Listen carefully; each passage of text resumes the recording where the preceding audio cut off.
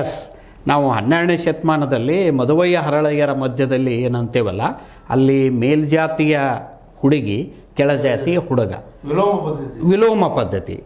ಇದು ಧರ್ಮ ಬಾಹಿರ. ಮತ್ತು ಅಂಥವರಿಗೆ ಜನಿಸಿದ ಮಗು ಚಾಂಡಾಲ ಶಿಶು ಅಂತ. ಹಾಂ, ಇದೆಲ್ಲ ಅವಳಿಗೆ ಗೊತ್ತಾದ ಮೇಲೆ ಅಸಹ್ಯ ಆಗ್ತದೆ. ತನ್ನ ಜನಗಳು ಕೂಡ ಅವಳಿಗೆ ಏನಾದರೂ ಅಂದಿರಬೇಕು. ಹೀಗಾಗಿ ಅಲ್ಲಿ ಘರ್ಷಣೆ ಶುರುವಾಗ್ಬಿಡ್ತದೆ. ಶುರುವಾಗಿ ಅವನನ್ನು ಅವಳು ಕೊಲ್ಲೋದಕ್ಕೆ ಓಡಾಡ್ತಾಳೆ, ಬರ್ತಾಳೆ.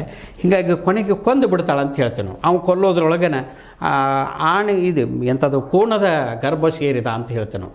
ಕೋಣದ ಗರ್ಭ ಸೇರಿದ್ದನ್ನು ನಾವು ನಂಬದೇ ಇರ್ಬೋದು. ಬಹುಶಃ ಕೋಣ ಆತನ ವಾಹನ ಇರಬೇಕು. ಹಿಂದೆಲ್ಲ ಪ್ರಾಣಿಗಳು ವಾಹನಗಳಿದ್ದವು.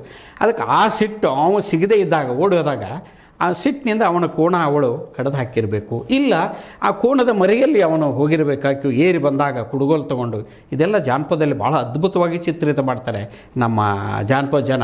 ಕೊಡ್ಲಿ ಕುಡುಗೋಳು ತಗೊಂಡು ಬೆನ್ನ ಹತ್ಯಾಳ ಗೋಕಾಕ ನಾಡಿನ ಈ ದೇವಿ ಅಂತ ಬರ್ತದೆ. ಆಮೇಲೆ ಆ ಕೋಣದ ಶಿರವನ್ನೇ ಕಡ್ದು ಹಾಕ್ಯಾಳ ಅಂತ ಹಿಂಗೇನೋ ಬರ್ತೈತೆ ಅದು.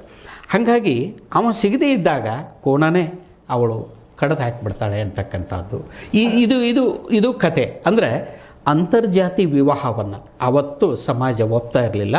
ಅಲ್ಲಿ ತಮ್ಮ ಮಡಿವಂತಿಕೆಯನ್ನು ಪಾಲಿಸಿಕೊಳ್ಬೇಕಂತ ಕಾರಣದಿಂದ ಮುಂದೆ ಅವಳು ಇವನನ್ನು ಕೊಲೆ ಮಾಡಿದ್ಲು ಅಂದಾಗ ಆ ಜನ ಅವಳನ್ನು ಮೆಚ್ಕೊಂಡಿರಬೇಕು.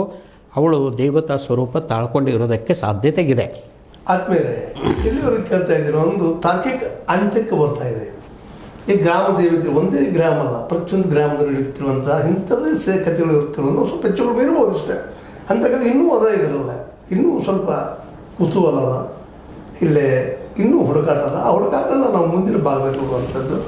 ಯಾಕಪ್ಪ ಅಂತಂದ್ರೆ ಕೇವಲ ಹುಡುಕಾಟ ಅಷ್ಟೇ ಅಲ್ಲ, ಇದರ ಸತ್ಯಕ್ಕೆ ಆಳಿಕೊಳ್ಳುವಂಥ ಪ್ರಯತ್ನ ಮಾಡ್ತಾ ಇದ್ದೀವಿ. ಅದು ಸತ್ಯ ಹೌದು ಅನ್ನೋರಿಗೆ ಡಿಸೈಡ್ ಮಾಡುವಂಥದ್ದು. ಅದು ಇಲ್ಲಿವರೆಗೆ ಬಂದಿದ್ದು. ಇನ್ನು ಮುಂದಿನ ಭಾಗದಲ್ಲ, ನೆಕ್ಸ್ಟ್ 3ನೇ ಭಾಗದಲ್ಲಿ ಅದ್ರ ವಿವರಣೆ ಇರ್ತದೆ. ದಯವಿಟ್ಟು ತಾವು ಈ ದೃಶ್ಯವನ್ನು ಬಿಟ್ಟು ಹೋಗ್ಬೇಡ್ರಿ ಅಂತ ಹೇಳ್ತಾ, ಆದಮೇಲೆ ಇದು ನಿಮ್ಗೆ ಲೈಕ್ ಆಗಿರ್ಬೋದು.